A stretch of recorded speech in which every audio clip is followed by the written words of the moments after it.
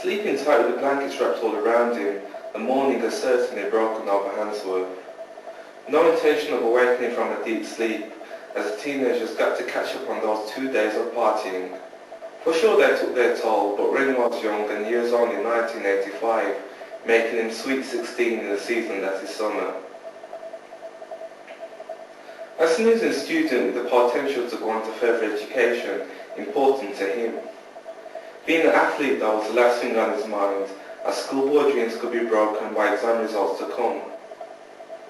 Good job he has got a roof over his head, albeit his parents, and right about now they are up and about, a family none the wiser of his antique night's gone. Disturbed as a range of respects for his ways in the household. Thoughts constantly on how he's such a good boy passed between husband and wife. Today being a Sunday, there isn't anything else to do but lounge about in bed. Untrue, as usually church was the priority for Christians, and now it seems unlikely after 8 years of worship for one. It's a lot comes that church but for the few who still pay their tribute to the Lord. After loud the horn is tooted, then the van door is open. Out go Vera and Philip, Renoir's parents, into the minibus. These devoted followers are all dressed up looking nice and respectable, in the mood for church. Happiness flows amongst the congregation as a hymn is sung, Amazing Grace, so sweet the sound.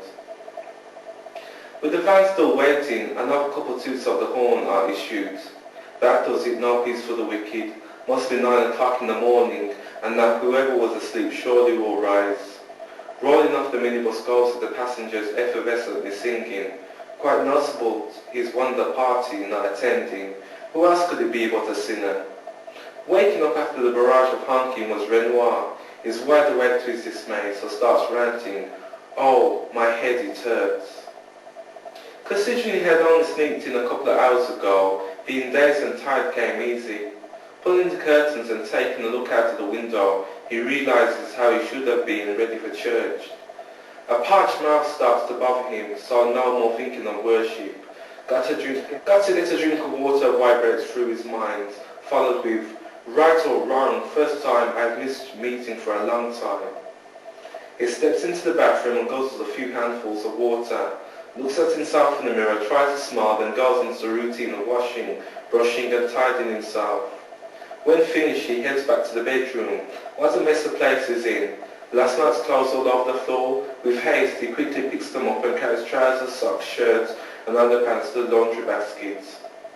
Then starts to wonder how the night went. He can't remember much, just knows where he went. It was a nightclub, although nothing on what he was doing. Although, pulling off the sheets from the bed, he is aware that this morning something occurred, but whatever it was should have been rated.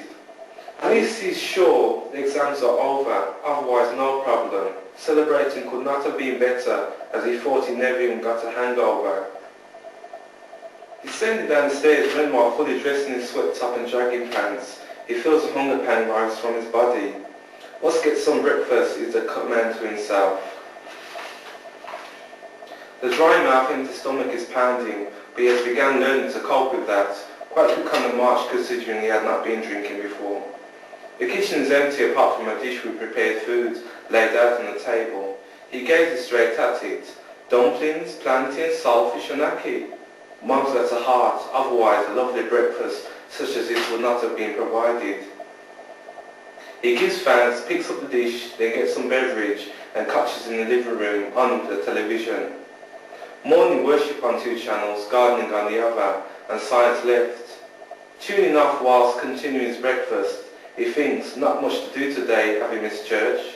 Definitely don't want to go to evening worship either, even though it's wrong to miss church just like that.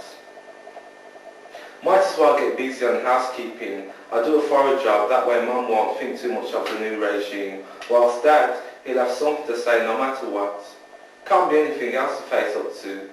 Putting the cup and plate in the sink, he jogs on up into his bedroom, makes the bed, changes the sheets, brings down the laundry and puts all his garments with a few of the families into the tub. Starting the machine on any program at hand, away the washer spins. He then gets a vacuum cleaner and feels he can do better. First his bedroom, as you'll know time and remembrance that the room's been in such a mess. Makes the bed, changes the sheets, brings down the laundry and puts all the garments with a few of the families into the tub. Starting the machine on any program at hand, away the washer spins. He then gets a vacuum cleaner and feels he better do his bedroom first, as there is no time of remembrance that the room's been in such a mess.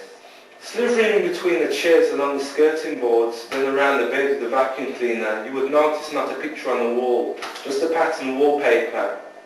As well as that, the room contains little of material possessions, bed, chair and a chest of drawers. Pretty basic overall, but it works. Paul's not for announcing. Cleaning's got it made. Couldn't be so easy without a vac. That's what's been bugging him. Not being able to remember the so-called nights out so well. First nights, Friday he could have called a boo-boo compared to the other, because the lads and him did the right thing and drank all night long. 9:30 Saturday was a different story. That night, girls and boys from the school made a get-together at Xanadu nightclub. Many didn't get in, so tough on them. Of the gang who did enter, he was one, and the night went as smooth as butter. There weren't many clubs which were as relaxed as Ponter's Age like Xanadu.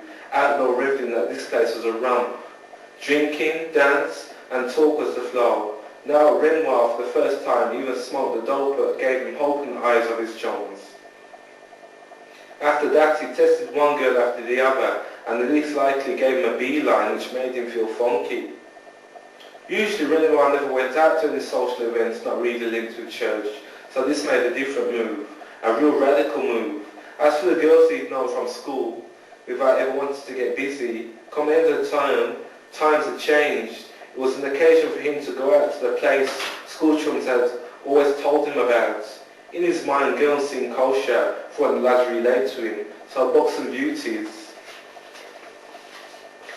Personalities had developed within us thought, making him think, under the drone of the vacuum cleaner, first lady in my life.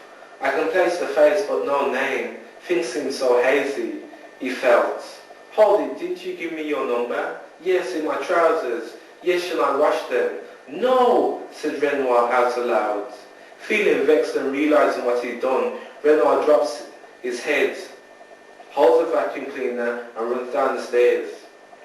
In echoes the sound of the washing machine whirring away. He stares and pounces into action with a pull on the washer door handle. No joy. An attempt to stop the machine by changing the program. Sympathetically, the machine slows down and speeds back up. His fate in being tested, so out of the blue, Renoir pulls the plug. Grinding to the hole, the machine stops. Pulling on the door handle, again, nothing but negative vibes. The door will not open until the washer cools down, and he just cannot think positive, can he? After a few more tugs, one feeling overcomes him to wait. The plug pulls off, door opens, and out comes the laundry into a basket. Mincing through the wet clothes, he pulls out the trousers, putting his hand into one pocket.